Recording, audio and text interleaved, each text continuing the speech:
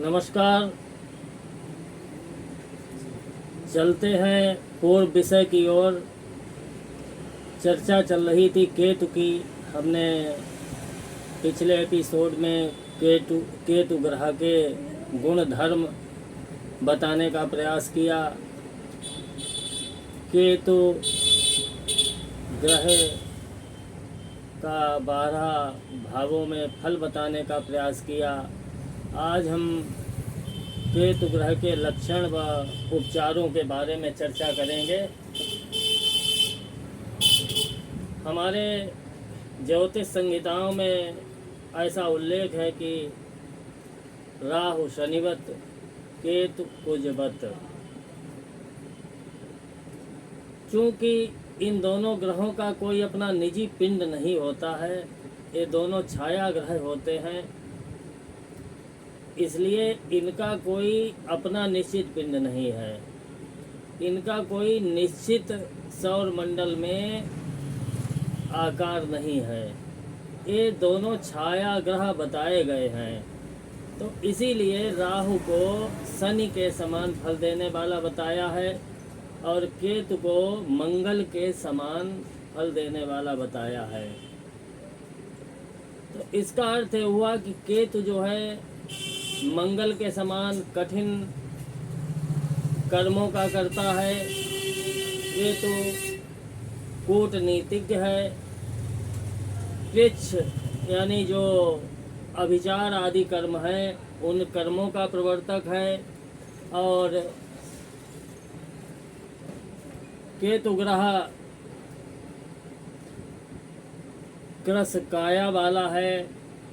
यद्यपि इसका कोई स्वरूप नहीं होता है, छाया ग्रह नहीं होता है, लेकिन जो इसकी काया बताई गई है वो कृश बताई गई है। केतु की तुलना कर्दम से की गई है और कर्दम ऋषि के पुत्र, यदि आध्यात्मिक दृष्टि से देखा जाए तो कर्दम के पुत्र भगवान कपिल हुए, जिन्होंने सांख्य शास्त्र के प्रवर्तक हुए। इसलिए केतु को हम स्पष्ट रूप से कह सकते हैं कि केतु ज्ञान है। राहु और केतु की तुलना सर्प से की गई है। जब हम राहु पर चर्चा कर रहे थे तो हमने राहु ग्रह के कुछ पर्यायवाची 8 पर्यायवाची बताए थे। उसमें राहु का एक नाम सर्प भी है। सर्प के विषय में विचार कीजिए। यदि आध्यात्मिक दृष्टि से देखा जाए और ज्योतिष शास्त्र को बिना आध्यात्मिक दृष्टि से देखे हुए हम यदि समझने का प्रयास करें तो ये सबसे बड़ी मूर्खता है। क्योंकि वेदस्य निर्मलम चक्षुः ज्योतिष शास्त्रम प्रकीर्तितम सिद्धांत संहिता होरा रूपम स्कंत्रयात्मकम वेदस्य निर्मलम चक्षु ज्योतिष शास्त्रम प्रकीर्तितम। जो 3 प्रकार की संहिताएं, 3 प्रकार के 3 स्कंद, सिद्धांत संहिता और होरा, उनमें जो वेद रूपी जो षडंग हैं उनमें ज्योतिष शास्त्र को नेत्रों की संज्ञा दी गई है। इसलिए बिना वेद का अनुसंधान किए यदि हम ज्योतिष के किसी ग्रह पर किसी स्थिति पर चर्चा करें तो ये अपूर्ण ज्योतिष मानी जाएगी। इसलिए यदि आध्यात्मिक दृष्टि से विचार करें तो राहु और केतु की तुलना सर्प से की गई है। अब सर्प क्या है? सर्प साक्षात काल का स्वरूप माना जाता है, लेकिन सर्प में एक विशेषता है कि जब तक उसके ऊपर आप आक्रमण नहीं करेंगे, यानी जब तक आपका उसके ऊपर पैर नहीं पड़ेगा या आप उसको छेड़ेंगे नहीं, तब तक आपको नुकसान नहीं पहुंचाएगा। कभी भी सर्प जो है, आप अगर बैठे हुए हैं या जा रहे हैं तो आपको दौड़ के काटने नहीं आएगा। सर्प के बारे में यदि हम आध्यात्मिक विश्लेषण करें तो सर्प भगवान शिव के जटाओं का श्रृंगार है, भगवान शिव का यज्ञोपवीत है और भगवान विष्णु की सैया है। इसलिए यह सर्प कभी भी हमारे लिए हानिकारक नहीं हो सकता है। हमारे जो इस चैनल से जुड़े दर्शक हैं वो समझ गए होंगे कि राहु केतु की चर्चा का उद्देश्य हमारा क्या है। जो उसी विषय की ओर अब इस एपिसोड के बाद ले चलेंगे कि जो इस समय बहुत प्रचारित, बहुत चर्चित और ज्योतिष के नियमों से एकदम विपरीत काल सर्पादि, हम इसको अपने मुंह से नाम लेने में भी बहुत बड़ा पाप समझते हैं कि जो योग हमारे संहिताकारों की दृष्टि में नहीं आया वो आखिर कहाँ से उत्पन्न हो गया। तो उस काल सर्प को समझने के लिए राहु और केतु को समझना आवश्यक था। इसलिए हमने अपने इस चैनल के माध्यम से राहु और केतु से चर्चा प्रारंभ की। तो आध्यात्मिक दृष्टि से देखें तो राहु भगवान के सर्प, जिसके यानी राहु केतु के माध्यम से जब हम काल सर्प आदि मनगढ़ंत योगों पर बात करते हैं तो सर्प क्या है? सर्प भगवान शिव का आभूषण है, भगवान शिव का कंठहार है, भगवान शिव का यज्ञोपवीत है, भगवान शिव का बाजूबंद है, भगवान शिव का कमरबंद है और सर्प ही भगवान विष्णु की सैया है। इसलिए हम ऐसे इस प्रकार के अधिपति ग्रह को, जिसकी सर्प संज्ञा है, हम उस ग्रह को अंतरात्मा से, हृदय से प्रणाम करते हैं। अब अशुभ केतु के जो सामान्य लक्षण बताए हैं कि इससे पहले एपिसोड में हमने 12 भावों में केतु का फल बताया गया था, जिसमें बहुत से भावों में बैठकर केतु शुभ फल देता है, कुछ भावों में बैठकर अशुभ फल भी देता है। लेकिन एक सामान्य दृष्टि से कि मान लीजिए किसी की जन्म कुंडली नहीं है, हम जानकारी नहीं कर सकते हैं कि किस ग्रह से पीड़ित है, तो केतु ग्रह के सामान्य लक्षण क्या है? केतु से पीड़ित व्यक्ति शरीर से कृशकाय होगा, यानी दुबला पतला होगा, उसको उदर जनित रोग होंगे। और केतु से पीड़ित व्यक्ति की परा विषयों में यानी परा विद्याओं में रुचि होगी। ऐसा व्यक्ति भूत प्रेतों की पूजा में रुचि रखने वाला होगा। भगवान की पूजा की बजाय वो भूत प्रेतों की पूजा में विश्वास रखेगा और तांत्रिक क्रियाओं में, अभिचार कर्मों में उसकी रुचि होगी। नेत्र रोग से पीड़ित होगा और चूंकि केतु केवल कबंध है यानी धड़ है, इसलिए उसका सिर नहीं है। अब जब सिर नहीं है तो उसकी सोचने की, समझने की कोई निजी क्षमता नहीं होगी, इसलिए वो उसका भोजन, दिनचर्या सब कुछ अनियमित होगा।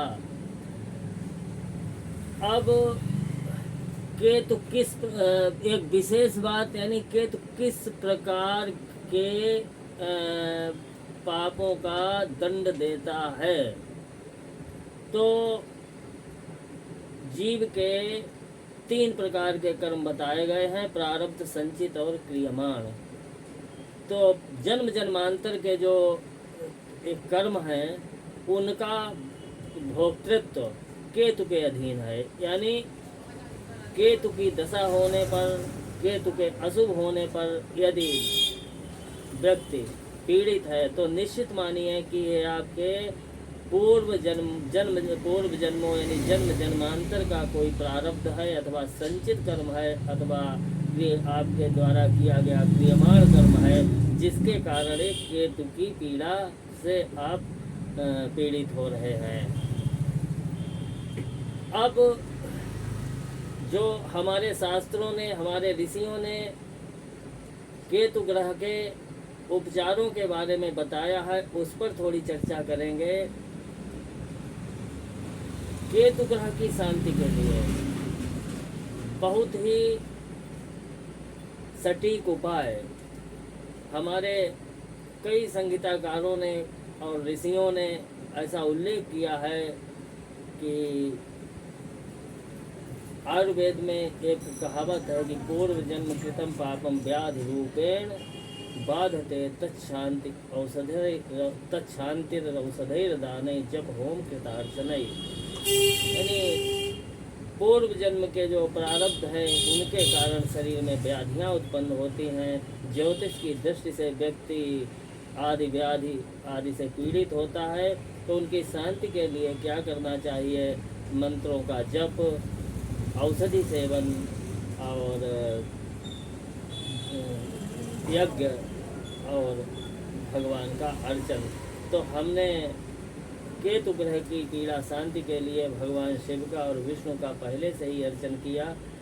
इसी एपिसोड में आपको बताया कि प्रार्थना में बहुत बड़ी शक्ति होती है। प्रार्थना से बड़े बड़े कष्ट दूर हो जाते हैं, बड़े बड़े यानी विषम से विषम ग्रह पीड़ा शांत होती है। लेकिन हम जब इस संसार में आते हैं तो 3 प्रकार के ऋण लेकर के आते हैं। कई शास्त्रों में ऐसा उल्लेख है कि जीव ऋणानुबंध के कारण इस पृथ्वी पर मनुष्य के रूप में जन्म लेता है, और उनको पूर्ण करने के उपरांत, उन ऋणों से मुक्त होने के उपरांत वो ईश्वर के धाम में विलीन हो जाता है। तो पितृ ऋण, गुरु ऋण और मातृ ऋण। केतु ग्रह की पीड़ा शांति के लिए हम यदि अपने पितरों के ऋण से मुक्त होने का प्रयास करें तो हम केतु की पीड़ा से बच सकते हैं। इसलिए अमावस्या के दिन अन्नादि, वस्त्र और जो यथायोग्य सामग्री है उसका पितरों के निमित्त दान करने से, कच्चा अन्न अथवा बना हुआ अन्न, ये सब दान करने से हमारे पूर्वज प्रसन्न होते हैं। और पूर्वज प्रसन्न होते हैं तो वे ग्रहों से, देवताओं से प्रार्थना करके हमारे कष्टों को हमें कष्टों से मुक्त करते हैं। इसलिए केतु ग्रह की शांति के लिए अमावस्या के दिन अपने पितरों की प्रसन्नता के लिए अन्नादि दान अवश्य करें। इसके अतिरिक्त केतु ग्रह की शांति के लिए कुछ अन्य दान भी शास्त्रों में बताए गए हैं। इसके लिए सोना, यानी सभी दानों में स्वर्ण दान सर्वोपरि बताया गया है। तो स्वर्ण दान, लोहे का दान, तांबे का दान, और जो एक सफ़ेद तिल होते हैं, काले तिल होते हैं, और एक ऐसे तिल होते हैं जिनका रंग आधा काला आधा सफ़ेद होता है। तो इस प्रकार के जिनके तिल जो आधे काले हो आधे सफ़ेद हो उनका दान, सप्त धान्य का दान, तेल का दान, कंबल का दान, और सेमर का पुष्प, सेमर एक वृक्ष होता है उसका पुष्प, अथवा पलाश का पुष्प, नारियल, बेल का फल, और सब्जियों में प्याज, लहसुन, जो तिक्त रस वाली सब्जियां हैं, ऐसी सब्जियों का दान, और चौपायों में बकरे का दान, भैंसे का दान, हाथी का दान करना चाहिए, और धारदार शस्त्र का दान करना चाहिए। इससे केतु देवता प्रसन्न होते हैं। और दान करने से, इस प्रकार का दान करने से केतु से संबंधित पीड़ा से व्यक्ति मुक्ति पाता है। तो इस प्रकार हमने केतु के लक्षण और उपचार बता करके इस केतु से संबंधित एपिसोड को यहीं पर विराम देंगे।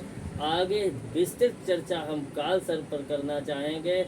आशा है कि आप हमारे साथ हमारे इस चैनल पर बने रहिए, और हमारे चैनल को, हमारे एपिसोड्स को लाइक और सब्सक्राइब कीजिए। किसी भी प्रकार की ज्योतिषीय समस्या, वैदिक वास्तु से संबंधित कोई परामर्श, फेंग शुई से संबंधित कोई परामर्श, अथवा जो टैरो कार्ड आदि प्राचीन हमारी जो पाश्चात्य विद्याएं हैं उनसे संबंधित, यानी किसी भी प्रकार के ज्योतिषीय परामर्श के लिए आप हमसे हमारे नंबर 9450253563 अथवा 7007242475 इन नंबरों पर हमसे व्यक्तिगत रूप से संपर्क करके या फ़ोन करके आप अपनी समस्या के बारे में हमसे बात कर सकते हैं। हम आपको यथाशक्ति उचित परामर्श देने का प्रयास करेंगे। नमस्कार, धन्यवाद।